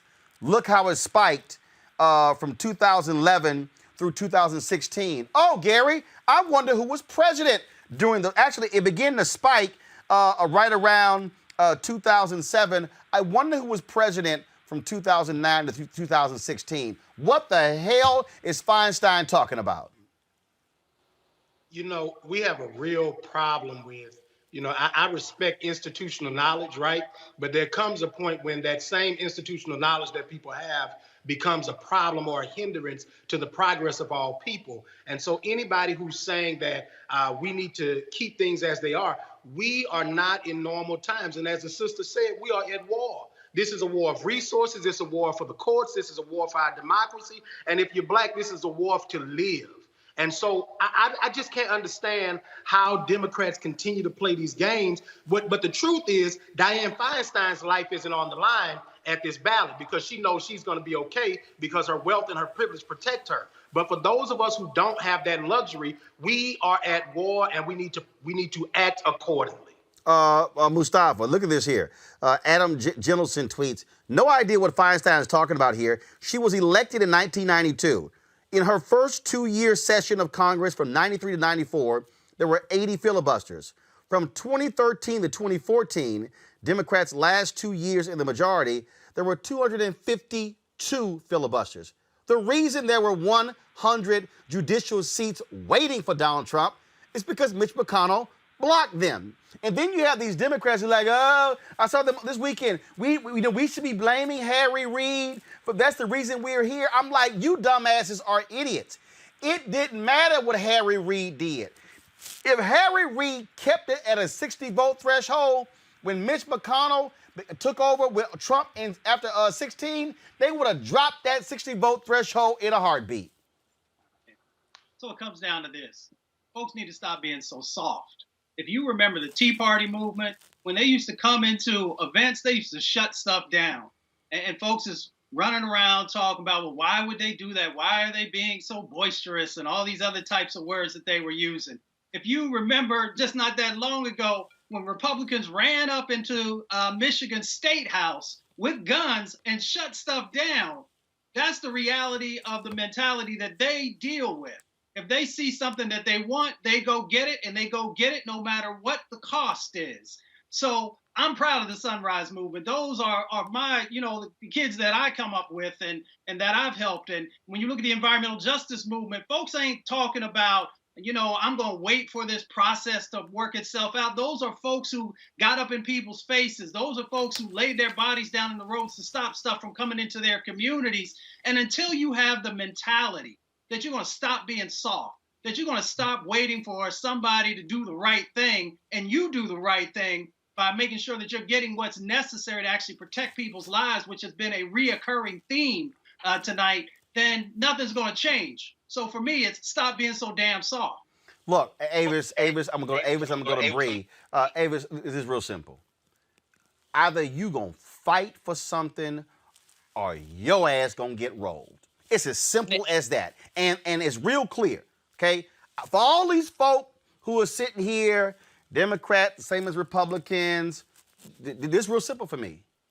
There's one group that appeals to Confederates who want to keep up monuments and who's cool with white supremacy.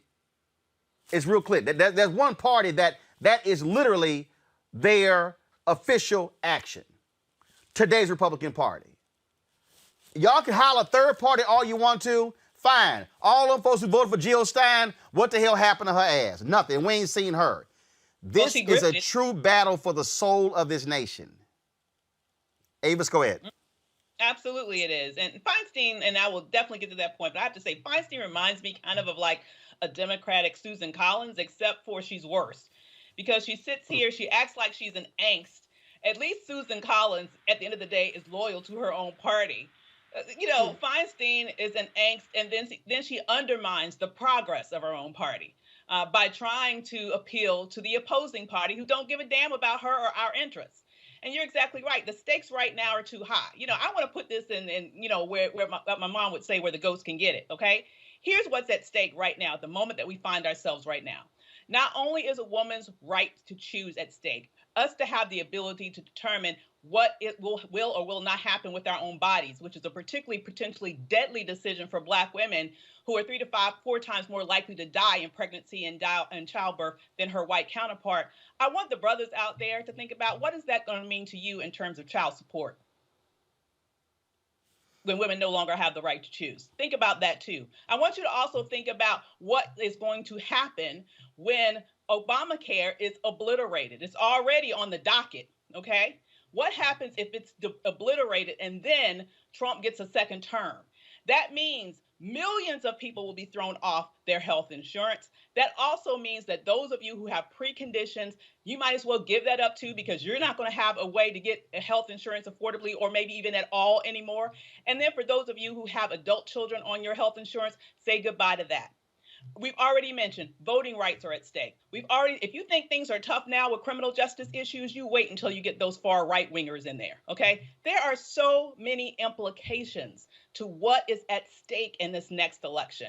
And to correct course, once again, I believe we need to use every feather in our quiver, I guess, as the speaker said, in order to correct course if they go this far, and they've already gone far enough, so we know who we're dealing with, right?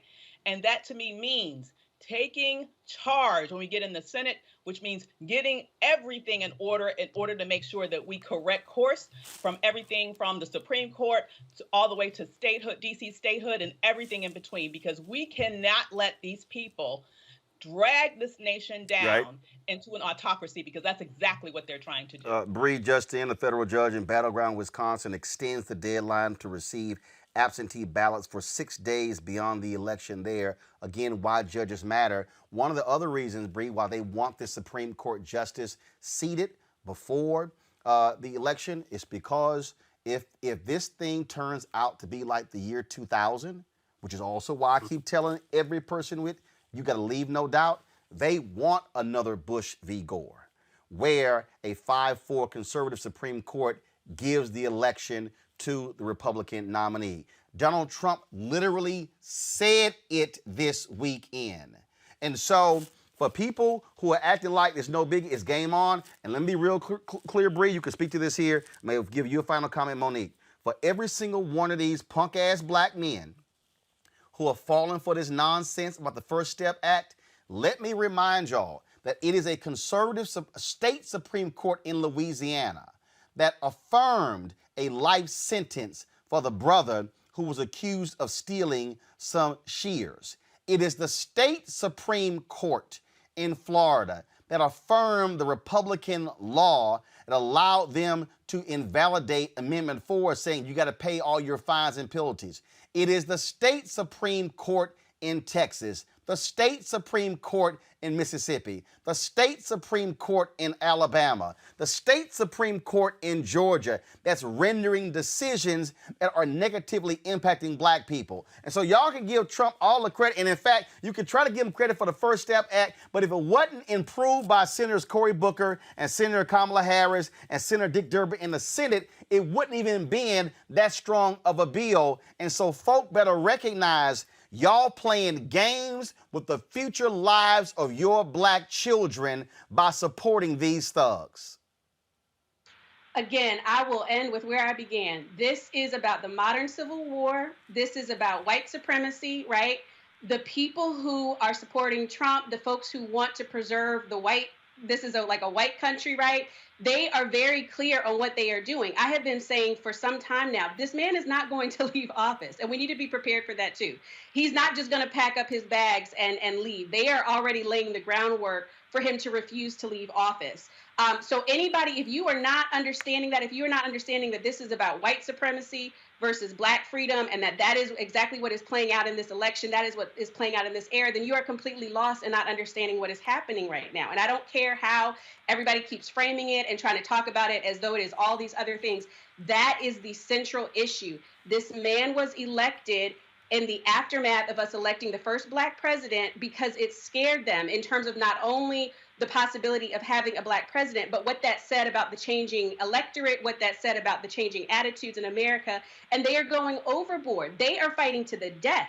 They are fighting to the death to preserve this idea of a whites-only nation. If we are not understanding on our side what we are fighting for, then we are going to be completely lost. That is what is at stake right now, not just in the election, but being prepared for the aftermath of the election when they refuse to accept the results. We have to be prepared for this long haul and go for every tool in the arsenal. The last thing I will say is very much like in my mind, like if you're going up against a military that has an army, right, a navy, an air force, and you're standing on your side talking about, well, are we just going to use the army or the navy? You are not going to win that war. We have to understand this has been a war against us, and that is what we are facing right now. And if things don't go the way that we need to, we have to be prepared to shut it down. We never voted our way into freedom. We didn't vote our way out of slavery, and we didn't vote our way into civil rights. I mean, we have to remember this history, and we have to carry this history with us so we can understand what to do right now. And the reason, look, some of y'all brothers who are on YouTube who getting all this salty, that ain't my point. If I ain't talking to you, I ain't talking to you. What I'm talking about, Monique, are the people who are falling for the okie doke. Are the individuals out there who are saying, oh, but my finances are just fine. Yeah, but the finances of your children not going to be fine with the actions they are taking. It's abundantly clear. I've been yelling this for years. They want to control policy making through the courts for the next 50 years because they're still pissed after the civil rights movement and how the courts rule in favor of black people, Monique. There are people who aren't going to care that Brown versus Board of Education may be turned back. People who aren't going to care that we may never the John Lewis Voting Rights Act. There are people who even aren't going to care. They maybe don't want to have any more children or anybody in their family, so they don't care about Roe v. Wade. But when they think about pre-existing conditions, when they think about the Affordable Care Act, and when they think about the votes that are coming very soon, pre-existing conditions in the land of COVID, in the land of this pandemic, means not just that 200,000 souls have been lost, but that millions of people have been infected and inflicted with this illness, and that the ramifications are yet unknown. So when you think about being interested in judges and a Senate and a president who doesn't want you to have health care, what you really are saying is you think you came through COVID okay, but 3 weeks from now, 3 months from now, 3 years from now, your throat still hurts. You still get chronic headaches. You don't have a sense of smell. They're going to tell you that you don't have insurance for that. Does that matter to you, for your mother, for your grandmother, for your children?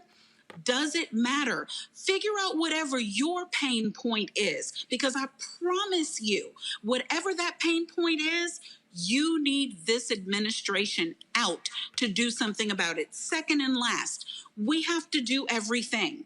Whatever your thing is that you can do, whether it's money, whether it's marching, whether it's boycotting, whether it's sitting in, whether it's phone banking, registering your neighbors to vote, voting early yourself, having a voting plan. Listen, it's all hands on deck to the mattresses. What are you prepared to do? And I'm open to whatever you think that should be. Hit me up, hit Rolling Up, hit everybody up. We need all ideas on deck right now because I'm telling you, our very lives depend upon it. All right, Bree Newsom, Monique Presley, let's really appreciate it. Thanks a lot. We are looking at here, let's go to this here, go to my email. The Louisville Police Department are preparing for, they've already declared a state of emergency in anticipation of Kentucky Attorney General Daniel Cameron's announcement in the case of Breonna Taylor. What they have done, they have stopped all overtime for police officers. Already they're boarding up buildings there as well in Louisville. There are people who believe, Gary, that what this means is that Daniel Cameron, the Kentucky Attorney General, black Republican Attorney General, is going to announce no charges against the 3 officers involved in the shooting death of Breonna Taylor. You know, that would be unfortunate, to say the least. I am hopeful that that is not what his decision will be. And that's all we really can have at this point is hope until that answer comes. I think that there's been consistent resistance by folks like Tamika Mallory and the whole Until Freedom movement that's been located in Kentucky since this is all popped off. You know, when you look at what Republicans are doing to us in every corner of this country, for people who are not staying locked in and engaged, you know, this is why, right? This is a state attorney general who has the power to decide what we know was an injustice. He has the power to take that before the courts and do something with it. And so it is my hope that he brings charges against these cops because the calls have been clear and justice isn't in that $12 million settlement. Justice is in what the Attorney General of Kentucky does. Avis, again, so this decision likely is going to come down tomorrow. Yeah, I mean, I would be shocked if he actually provides charges. That's why they have called that state of emergency. That's why, quite frankly, it's taken that long. You know, here's the thing I always believe is the truth. It's the truth. You know, it doesn't take long to relay the truth. It takes time to construct a lie. It is no excuse for this announcement to have taken this long unless they were in the process of attempting to construct a lie. We've already seen evidence of that. We've already seen where they had a police report that tried to suggest that there were no injuries. We already saw where they tried to have some sort of deal with her ex-boyfriend to get him to lie, to say that she was involved with his drug dealings. And so they've already shown us, once again, who they are. And I believe people the first time when they do that. So I don't expect any charges tomorrow, but I expect there to be some blowback and righteous blowback to that in terms of demonstrations. And that's exactly what they're preparing for. Mustafa, they're already putting fencing around areas there. Again, they are anticipating, I mean, it's clear what they are anticipating, there to be a visceral reaction to a decision not to indict the officers. Again, no decision has been announced. People are simply speculating that when you make that sort of announcement, that you are expecting a backlash from the community where the 3 officers will not face charges. Yeah, and I'm with Gary. You know, I'm hopeful, but I also understand when you put this type of infrastructure in place, there is a reason for that. They know if it was going to be something that was favorable, that people would then, you know, they would not need to continue to protest, and they would not need to, you know, do all the things that are necessary to let folks know that there is displeasure in what has been going on. So I'm real clear. You know, I've been doing this a while, like most of us. And when you put that type of infrastructure in place, there's a reason for it. All right, then. All right. Mustafa, Avis, and Gary, I sure appreciate y'all joining us on today's show. Thank you so very much. Thank you. All right, folks, got to go to a break. We come back. Fit, Live, Win Monday. We'll talk about emotional eating. Could that be the reason you cannot lose weight? That is next on Roland Martin Unfiltered. As our community comes together to support the fight against racial injustice, I want to take a second to talk about one thing we can do to ensure our voices are heard. Not tomorrow, but now. Have your voices heard in terms of what kind of future we want by taking the 2020 census today at 2020census.gov? Now, folks, let me help you out. The census is a count of everyone living in the country. It happens once every 10 years. It is mandated by the U.S. Constitution. The thing that's important is that the census informs funding, billions of dollars, how they are spent in our communities every single year. I grew up in Clinton Park in Houston, Texas, and we wanted new parks and roads and a senior citizen center. Well, the census helps inform all of that and where funding goes. It also determines how many seats your state will get in the U.S. House of Representatives. Young black men and young children of color are historically undercounted, which means a potential loss of funding for services that helps our community. Folks, we have the power to change that. We have the power to help determine where hundreds of billions in federal funding go each year for the next 10 years. Funding that can impact our community, our neighborhoods, and our families and friends. Folks, responses are 100% confidential and can't be shared with your landlord, law enforcement, or any government agency. So please, take the 2020 census today. Shape your future. Start at 2020census.gov.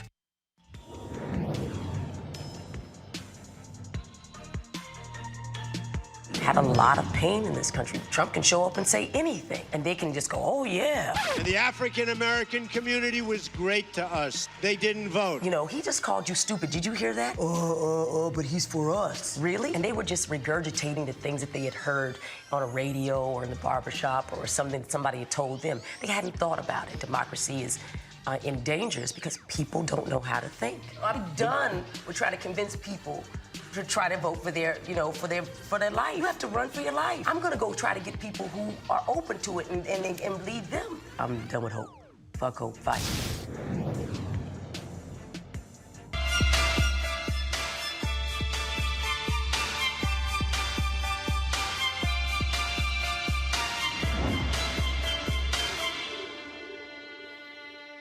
All right, folks, the question is, how can you lose weight? Are you an emotional eater? Well, that could be the case for folks. Joining us right now is Karen Nurse, founder and CEO of KNX, Journey to Oneness, author and coach of The Shift. The Shift is not only the name of her book, but also a workshop. She's a health and wellness agent that helps people to overcome emotional eating, unforgiveness, and negative thinking by using transformational coaching, nutrition, physical fitness, and spiritual healing. All right, so what is emotional eating?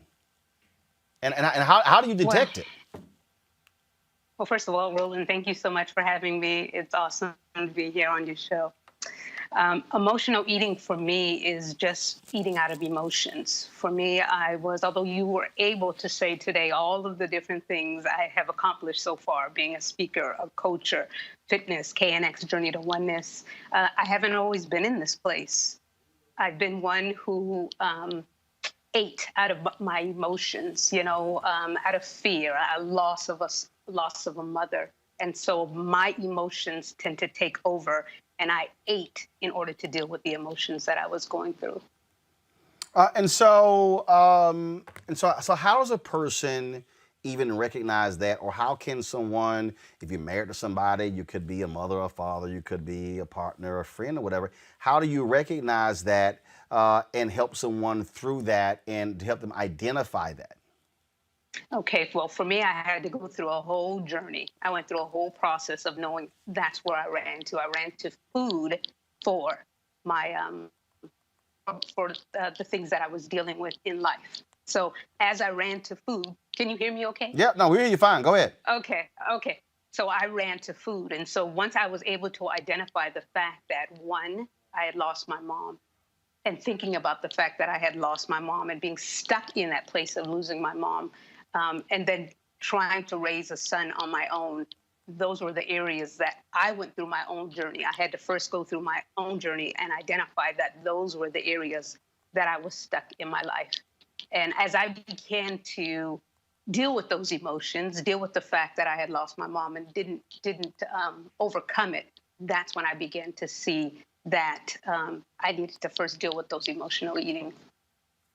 And so, in dealing with that, help somebody out there who's watching. And so, how do they dig themselves out of that? Go ahead and pull a photo up, folks. So the photo on the right is where you were, and then the photo on the left. And so, was it a combination of diet and fitness, and where did you start? I mean, so what was the starting point? I think a lot of times people focus on what somebody looks like afterwards, but they really don't get. People need to understand just where that starting point was.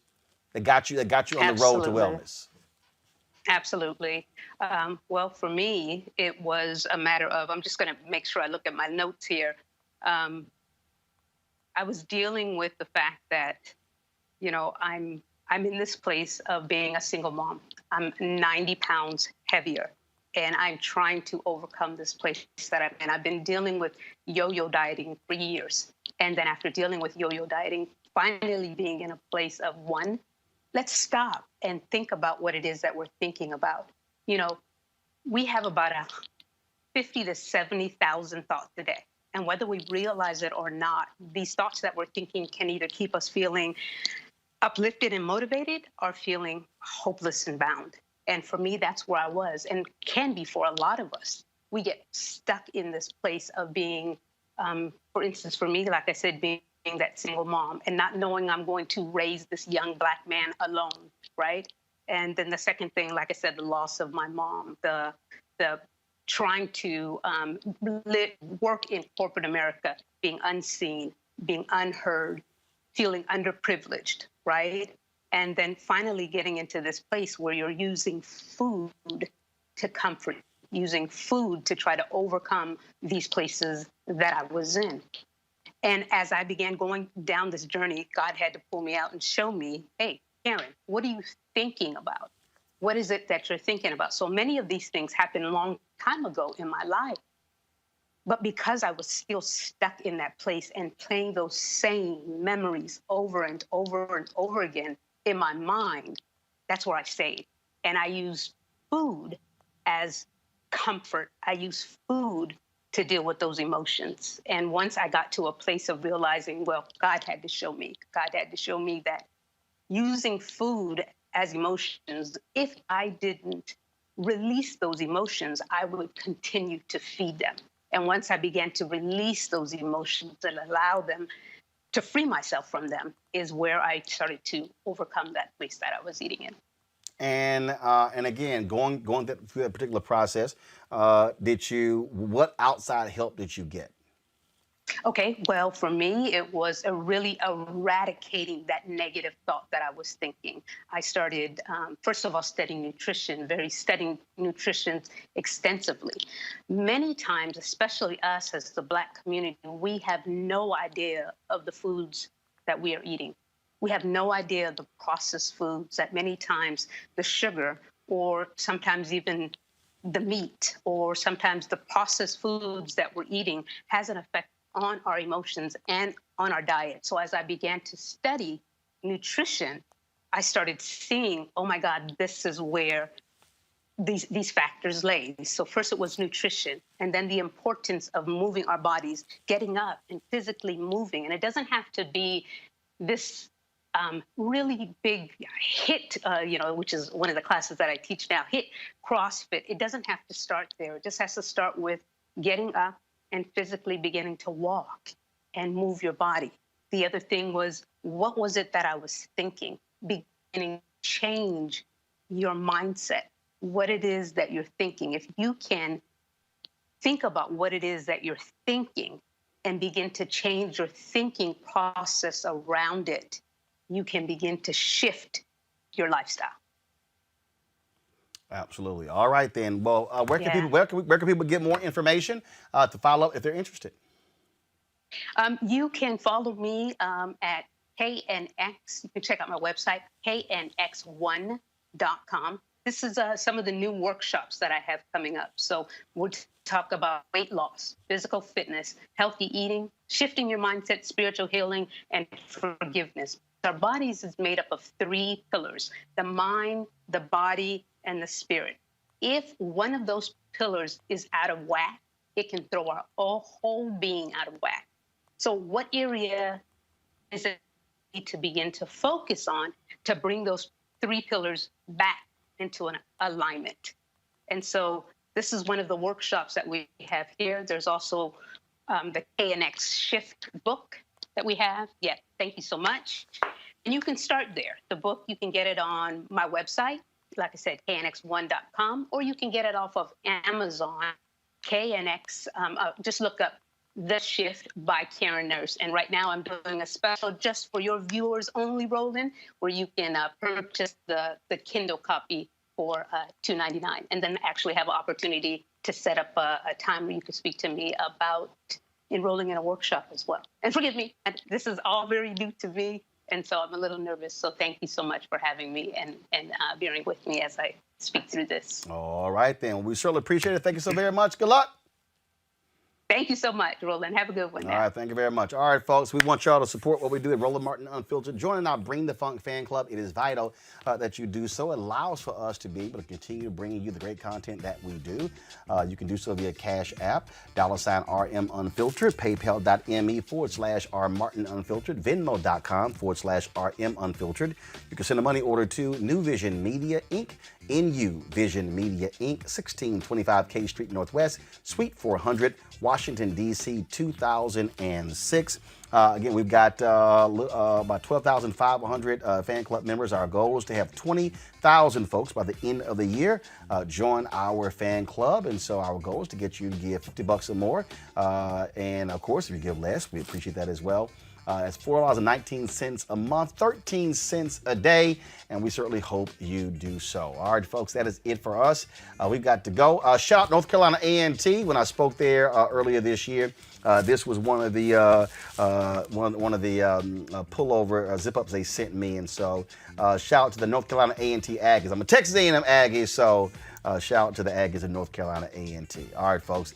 I'll see you guys tomorrow right here in Roland Martin Unfiltered. Don't forget, please subscribe to our YouTube channel. Click on the button, turn on your notifications, so when we go live, you'll actually see our videos. And we also thank you for watching our videos on YouTube, because that generates revenue for the show, for us to keep doing what we are doing.